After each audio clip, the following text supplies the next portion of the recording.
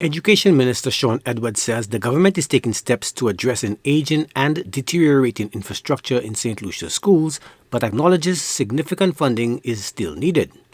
In an interview on Radio 100 Tuesday, Edward outlined plans to invest approximately 20 million EC dollars from the Afri-Exim Bank to target critical repairs at several schools.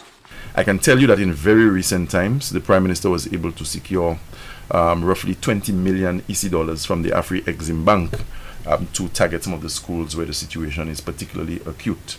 So in the coming weeks, you will see work being commenced at the Entripo Secondary School, where a particular block will be knocked down to the ground, and we're looking to build a 3-story block. Now, I have impressed upon the minds of the plant and equipment team in the Ministry of Education that it won't be a case where, and the architects, it will not be a case where we will just erect a concrete structure and just partition and say we have classrooms. It has to be climate resilient. It has to be it's supposed to help us in the attainment of our sustainable development goals, because it makes no sense where you have school infrastructure of almost 20,000 square feet or more, or hundreds of thousands of square feet, and then after a shower of rain the water just runs through the drain and into the streams next door. But we have to have systems where we can harvest rainwater.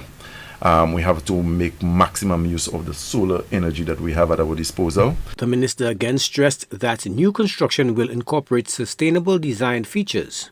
However, he noted the scale of infrastructure challenges. If you ask me, we need somewhere in the region of $200 to $300 million to not to offer, but to at least see a decisive improvement. Some of the schools just have to be knocked down. I mean, I go to the Grace Combined School in the heart of Vieux-Fort North, and you look at the benches on which the kindergartners have to sit. You remember those benches that we sat on? That wood was as hard as concrete. Yeah. We still have a few at some of the schools, and we're looking to phase them out to procure the little plastic chairs. Very strong. They've served us well for many, many years, to replace some of the wooden benches with that to make the environment more conducive. Maslow is a concept, or should I say Maslow's hierarchy of needs. It was one of the first things you taught when you went to teachers college, myself being a trained teacher. And you know that if children are not comfortable in the physical environment, irrespective of how diverse your teaching strategies are, learning will not take place. Edward also discussed efforts to engage alumni groups and the wider community in supporting schools. We have a cadre of people in St. Lucian society who are willing and who are able to give back to the schools that they attended. And if it is structured and it is done in an organized way, government would stand to save a lot of money and can probably look to build on what some of these associations are doing to enhance the physical plant at the school, enhance programming, procure equipment, and to help elevate the education system. And I was making the point before you interrupted me that there is a model at the Castries Comprehensive. I know that it probably, I know it exists elsewhere in Canada, the US, and in certain parts of Europe.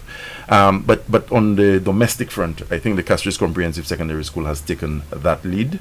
They're not the only ones doing. I know there are other schools that do a lot too, but they do not publicize it, or they don't have the same PR drive that the Castries Comprehensive Secondary School Alumni Association has embraced. So it's something that we encourage.